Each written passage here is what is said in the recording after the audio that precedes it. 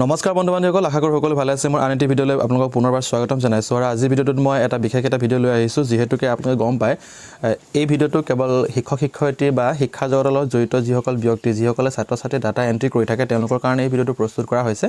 এই ভিডিঅটো ছাত্ৰ ছাত্ৰীৰ কাৰণে নহয় এতিয়া এই ভিডিঅটো আপোনালোকে মন কৰিব শিক্ষা সেতু অসম বুলি এটা নতুনকৈ আমাক কি হৈছে এটা পৰ্টেল খুলি দিছে এই পৰ্টেলটো কি কৰিব লাগিব এবাৰ আমাৰ যিমান বিদ্যালয় আছে সেই বিদ্যালয়ৰ সমস্ত ছাত্ৰ ছাত্ৰীৰ গোটেই বিৱৰণখিনি অৰ্থাৎ পাৰ্সোনেল ইনফৰমেশন বেংক ইনফৰমেশন তেওঁলোকৰ যি ইনফৰমেশন সেই গোটেই ইনফৰমেশনখিনি ইয়াত ভৰাব লাগিব যেহেতুকে ইউডাইস প্লাছত আপোনালোকে স্কুল প্ৰফাইল আৰু টিচাৰ ডাটাখিনি ইতিমধ্যে আপোনালোকে আপলোড কৰিলে কিন্তু এতিয়ালৈকে কিন্তু আপোনালোকে কি কৰা নাই ষ্টুডেন্ট ডাটাখিনি আপলোড কৰা নাই তাৰ কাৰণে আপোনালোকে কি কৰিব লাগিব অসম চৰকাৰৰ তৰফৰ পৰা শিক্ষা হেতু অসম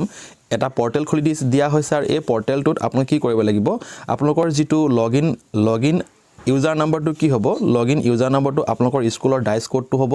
স্কুলৰ ডাইস কোডটো আপোনালোকে ভৰাই লবৰ পাছপোৰ্টটো কি হ'ব সেই পাছপোৰ্টটো যে আপোনালোকৰ যেটো ৰিমস বা যেটো SDIMS ৰ যেটো আপোনালোকৰ পাছপোৰ্ট আপোনালোকে দিছিলে সেই পাছপোৰ্টটোৱে একেটা পাছপোৰ্টে কাম কৰিব অৰ্থাৎ ৰিমছৰ যেটো পাছপোৰ্ট আছিল সেই পাছপোৰ্টে আপোনালোকে দিব লাগিব যদি পাছপোৰ্ট আপোনালোকে পাহৰি গৈছে ৰিমছত গৈ আপুনি পাছপোৰ্টটো আপোনালোকে কি কৰিব চেঞ্জ কৰি ল'ব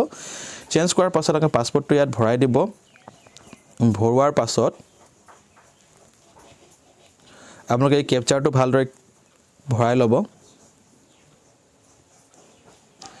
ভৰাৰ পাছত লগইন কৰিব লগইন কৰাৰ লগে লগে আপোনালোকে এনেকা ইন্টাৰফেস এটা দেখা পাব এটা আমাৰ স্কুলৰ ইন্টাৰফেসটো দেখা গৈছে তো ইয়াত আপোনালোকে যাব ক'ত ইয়াত আপোনালোকে এই 3 ডটছত ক্লিক কৰিব এই দেখিছেনে ইয়াত ক্লিক কৰিব ক্লিক কৰাৰ লগে লগে আপোনালোকে কি কৰিব ইয়াত কিছুমান অপচন পাব এই অপচনত গৈ পেনে আপোনালোকৰ যেটো ষ্টুডেন্ট মেনেজমেন্ট আছে সেই ষ্টুডেন্ট মেনেজমেন্টত আপোনালোকে ক্লিক কৰিব সো মই ষ্টুডেন্ট মেনেজমেন্টত ক্লিক কৰাৰ লগে লগে আপোনালোকে দেখিছে ইয়াত লিষ্ট অফ কি ওলাইছে ষ্টুডেন্টৰ গোটেই লিষ্টখিনি ওলাইছে আপোনালোকে তাত ক্লিক কৰিব ক্লিক কৰাৰ পাছত আপোনাৰ গোটেই স্কুলৰ যেটো ষ্টুডেন্ট যেটো লিষ্ট থাকিব হেতু ওলাই যাব এতিয়া আপোনালোকে ইফালে গৈ পিনে আপোনালোকে কৰিব কি একচনত ক্লিক কৰিব কোড ক্লিক কৰিব একচনত গৈ ক্লিক কৰিব একচনত গৈ ক্লিক কৰাৰ লগে লগে আপোনালোকে কি দেখা পাব ইয়াত এডিট অপচনটা ওলাই আহিব ঠিক আছে এই এডিট অপচনটো ওলোৱাৰ পাছত আপোনালোকে কি কৰিব ক্লিক কৰি দিব এডিট অপচনটো ক্লিক কৰাৰ পাছত এই ষ্টুডেন্টৰ যিমানখিনি ডিটেইলছ আছে সেই গোটেইখিনি ওলাই আহিব অলৰেডি তেওঁলোকৰ ডিটেইলছখিনি ইয়াত ভৰাই থোৱা আছে বহুতখিনি ডিটেইলছে ভৰাই থোৱা আছে যিখিনি ডিটেইলছ আপোনালোকে ভৰাই থোৱা নাই সেই ডিটেইলছখিনি আপোনালোকে নিজে ভৰাব লাগিব ঠিক আছে সো মই ইয়াত এই ডিটেইলছখিনি ভৰাই দিয়া আছে আপোনালোকে চাই ল'ব আৰু ইয়াৰ কাৰণে আপোনালোকে কি কৰিব আপোনালোকে এটা বহি ল'ব বহিত লিখিব যিসকল ছাত্ৰ ছাত্ৰী প্ৰায় একেই হৈ আছে ইনফৰমেশনখিনি যিসকল ছাত্ৰ ছাত্ৰী ধৰি লোৱা ক্লাষ্টাৰৰ নামটো দিয়া না বা হেবিটেশনৰ নামটো দিয়া না আপোনালোকে এটা বহিত লিখি ল'ব যে নেম অফ ষ্টুডেন্ট সেই ষ্টুডেন্টৰ নেমছৰ এগেইনষ্টত ক্লাষ্টাৰটো লিখিব কি হ'ব গতিকে আপোনালোকে বেছি মানে গোটেইখিনি যদি প্ৰথম পৰা যদি আকৌ লিখিবলৈ যে আপোনালোকে বহুত সময় লাগিব সেইখিনি আপোনালোকে কৰাটো সম্ভৱ নহয় সেই কাৰণে কি কৰিছে আমাৰ ইতিমধ্যে ডাটাখিনি অলৰেডি কালেকচন কৰি পিনে আপলোড কৰি দিয়া হৈছে আপোনালোকে যিখিনি প্ৰয়োজন আছে সেই ছাত্ৰটোৰ এগেইনষ্টত আপোনালোকে কি কৰিব প্ৰায়বোৰ ছাত্ৰ ছাত্ৰীৰ কাৰণে একে বস্তুৱে প্ৰয়োজন হৈ আছে মানে প্ৰয়োজন হ'ব গতিকে আপোনালোকে কি কৰিব ইয়াত গৈ পিনে ক্লিক কৰি চাব যে কোনটো তেওঁলোকৰ ডাটাখিনি ইয়াত ফিল আপ কৰা নাই বা ফিল আপ কৰিবলৈ বাকি আছে সেইখিনি ফিল আপ কৰিবৰ কাৰণে আপোনালোকে বহিত টুকি থব যে আমক বস্তুবোৰ আমি ফিল আপ কৰিব লাগিব তো আপোনালোকে চাব এনৰোলমেন্ট ডিটেইলছ তত কি আছে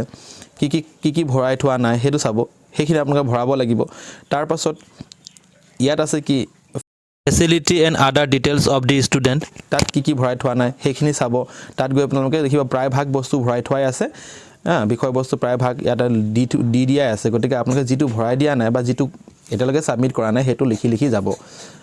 এটা বহিত ল'ব ইয়াৰ এটা ফৰমেট আছে PDF ফাইল এটা আছে আপোনালোকৰ ডেসক্ৰিপচনৰ লিংকটো দি দিয়া হ'ব আৰু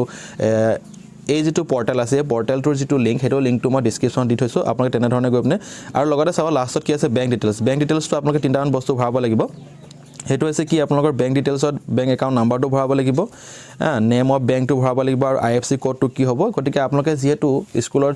ইতিমধ্যে ছাত্ৰ ছাত্ৰীসকলৰ বেংক ডিটেইলছটো ইতিমধ্যে আপোনালোকে লৈ থৈছে গতিকে তাৰ পৰাই টুকি ল'ব আৰু এক্সট্ৰাকে আপোনালোকে ছাত্ৰ ছাত্ৰীক বিচাৰি নুফুৰিব নহলে কি হ'ব আপোনালোকৰ সময় বেছি লাগিব সেই কাৰণে আপোনালোকৰ সময়টো কমাবৰ কাৰণে চেষ্টা কৰিব এটা বহিত আপোনালোকে টুকি লওক যে কি বস্তু প্ৰয়োজন আছে সেই প্ৰয়োজন বস্তুখিনিহে ভৰাব লাগিব গোটেই A to Z বস্তু ভৰাবৰ প্ৰয়োজন নাই কাৰণ এইখিনি অলৰেডি ভৰাই থোৱা আছে এই ইনফৰমেশনটো দিবৰ কাৰণে আৰু একেবাৰে লাষ্টত আপুনি কি কৰিব আপডেট কৰিব লাগিব প্ৰত্যেকজন each and every student কি কৰিব লাগিব যেটো প্ৰফাইল আছে ষ্টুডেন্ট যেটো প্ৰফাইল আছে হেতু আপডেট কৰিব লাগিব তেতিয়া আপোনালোকৰ ফাইনাল সাবমিশন হ'ব ঠিক আছে এই কথাখিনি জনাবৰ কাৰণে ভিডিওটো প্ৰস্তুত কৰিছিলো ভিডিও যদি ভাল পাইছে লাইক শেয়াৰ আৰু কমেন্ট কৰি দিব ভিডিওটো সম্পূৰ্ণভাৱে চাই ধন্যবাদ থ্যাংক ইউ ফৰ ওয়াচিং